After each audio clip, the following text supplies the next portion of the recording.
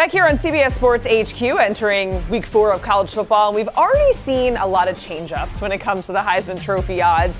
Getting a look at the odds here going into week 4, Cam Ward, he is at the top at plus 450. A lot of SEC quarterbacks on the surge in terms of the Heisman conversation after last week. You see Jalen Milroe there at 6-1, Jackson Dart 6-1 as well.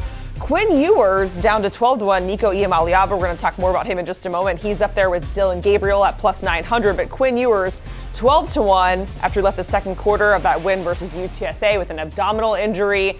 So his odds have plummeted, but long term, we're not thinking there's any issue there. We're going to talk more about Quinn Ewers and Texas in just a moment. But first things first, co-host of the Cover 3 podcast, our college football analyst Chip Patterson in the house. How does it feel to be in the studio? Oh, so good to be back, Jacqueline. Let's go. And on this weekend of all weekends, to be able to be in the house, ready to go. And you're a busy guy. You're going to be here all weekend for USC, Michigan. We're going to get more into that. But let's talk about these odds because I know your co-host, Tom Fornelli, is captain of the Nico Iamaleava hype train. Yes. Are you as well? Are you with him in that? I think that Nico Iamaleava is the most talented quarterback in college football. Okay. However, when we're talking about Heisman Trophy and when we're talking about Player of the Year, I don't think raw talent does enough for me. I need to see it go out there, performance with consistency. He's had 2 interceptions on the season. One of them I think was really, really bad. He's had a couple poor decisions that he's made in terms of trying to push the ball down the field.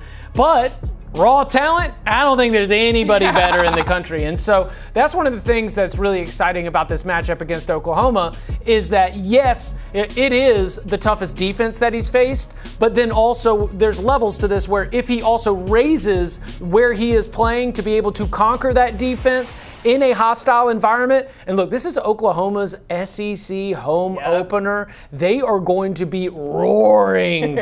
And I think that if Nico is the best player on the field, either team, then we are going to see that Heisman Trophy conversation really start to ramp up. Because for right now, it's more like talent and hype, not as much performance. This is the chance for the performance. He needs that Heisman winning moment, and this is the perfect opportunity to do so. Running up against Kent State, don't do it for me, buddy. I'm sorry. Like you got to do it against quality competition. Yes, and our very own Amanda Guerra I know she's contemplating going to this matchup. She's an Oklahoma grad, so it's going to be wild. And of course, this Tennessee offense has been insane.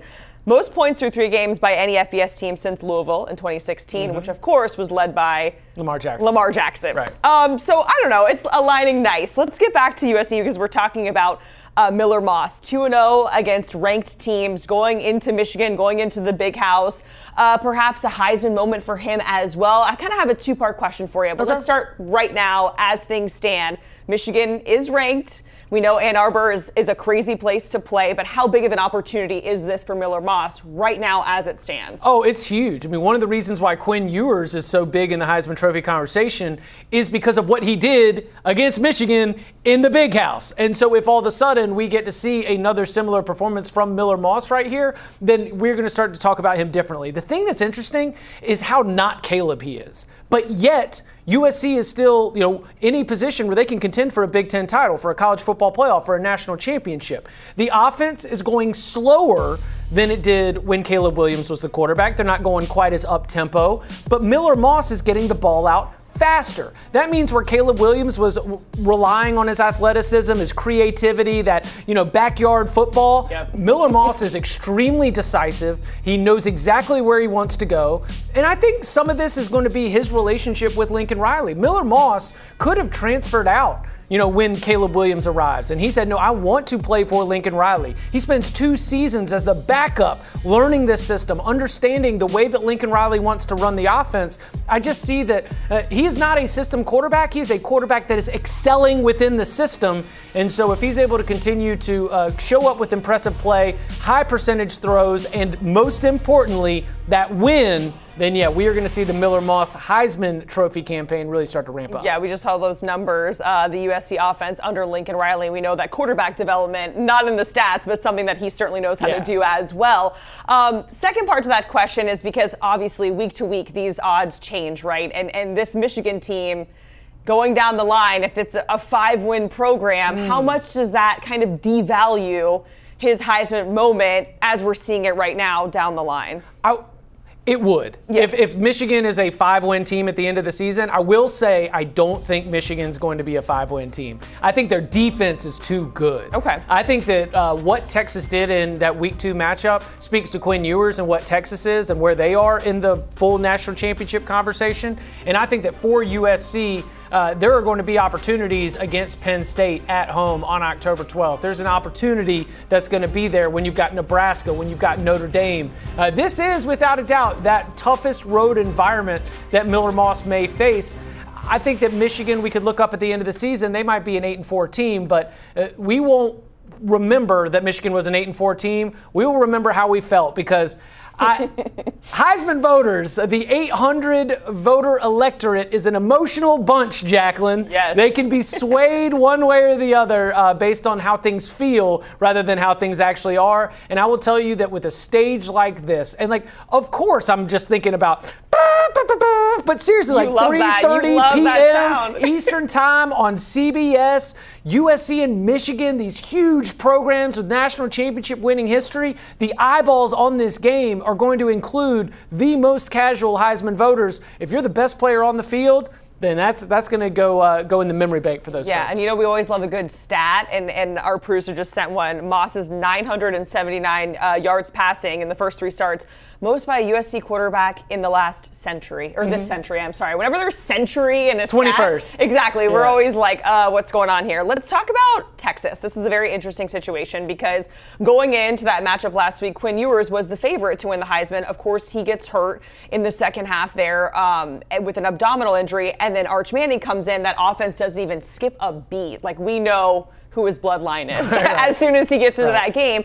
I'm trying to remember, Chip, has there ever been a Heisman Trophy conversation when we're talking about the starting quarterback and the backup quarterback in the same Heisman Trophy conversation? It's kind of weird, right? Yeah, nothing comes to mind. And I would say that right now, the Arch Manning thought is that Quinn Ewers maybe either would get hurt again or that this was going to be something that would linger for a long time. Because one of the things that's great for Texas is the timing of this injury, because you've already got the Michigan game behind you, where, by the way, Quinn Ewers was the superstar in that game and the reasons why he rocketed up in those Heisman odds.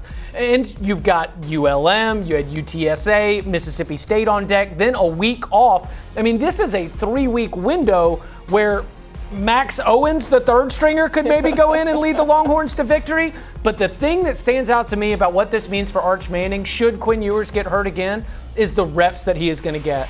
And that's what I promise you Arch Manning is thinking about, is that every bit of experience that he's got is building towards his ultimate goal, and that's being the starting quarterback for a national championship winning team. And he is not going to be able to replicate in spring games, in spring practice, in fall camp, and certainly not in regular camp. He's not going to be able to replicate what he's going to gain from going out there as the starting quarterback against a ULM defense that has been preparing for Arch Manning.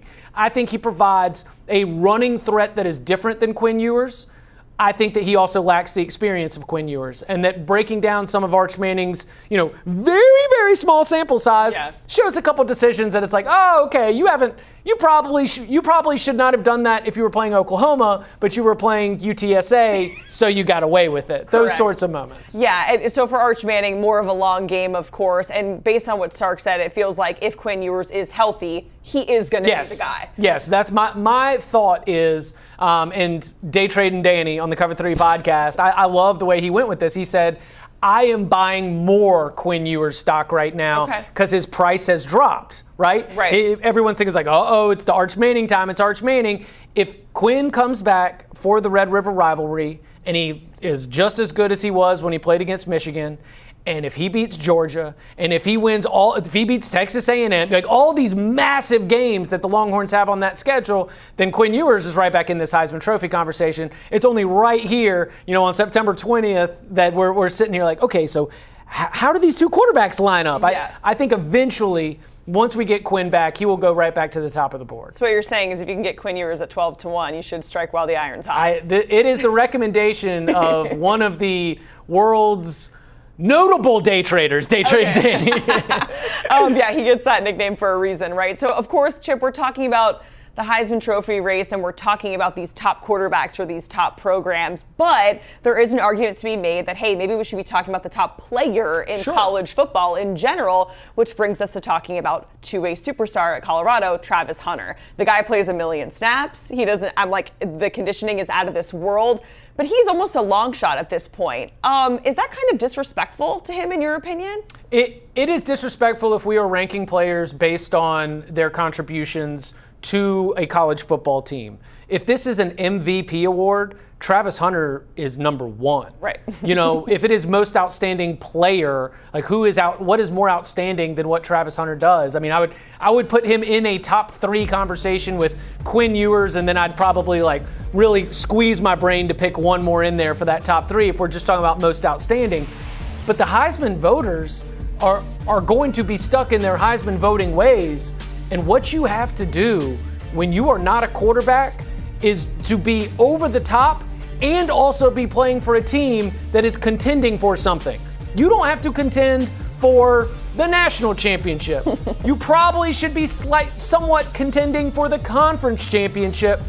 And if you are simply contending to be a bowl team, then it's going to be very difficult for the Heisman voters, as they have acted historically, to go ahead and put them up there. I think that Travis Hunter is going to be a classic case, if he's able to continue playing like this, where he could be a finalist. You know, if we've got one of those years where there's not a lot of separation between 2, 3, and 4, 3, 4, and 5, I could see him being top 4, top 5 in the Heisman voting points. But to win the Heisman Trophy, you need to be, and you are not a quarterback who's throwing for 1 billion yards, then you need to be getting it done. I mean, consider the Desmond Howard Heisman campaign. He did it at Michigan for a Michigan team who was very good. He was adding all the different parts of his game like Travis Hunter was, but Colorado is not Michigan, and Colorado is not at the level that Michigan was when Desmond Howard won that. So if Travis Hunter was playing for the U, he's at the top? Listen, Cam Ward is up at the top for a reason, you know? I mean, Cam Ward's done it. I'm so sorry, Jacqueline. Cam Ward's done it against competition that ain't great, okay? No, that's fair. Okay, that's very fair. And I think that he's at the top of the odds board because he's playing for a Miami team that is contending for things that Miami teams have not contended for before. So Travis Hunter, to me, if it was an MVP award, what do you mean to your team? There is no one who means more to their team than Travis Hunter. But for the Heisman Trophy, most outstanding player, in order to be outstanding, you need to stand out on a Saturday. And when you're not playing in one of the biggest games of the week, then you're not standing out. Chip Patterson, we certainly appreciate it talking about the Heisman Trophy race, and things will surely change. And we have a Big Ten showdown on CBS this weekend. USC heading to Ann Arbor to take on Michigan. Ranked on ranked matchup Saturday, 3:30 p.m. Eastern Time on CBS. And of course, you can stream all the action on Paramount Plus as well.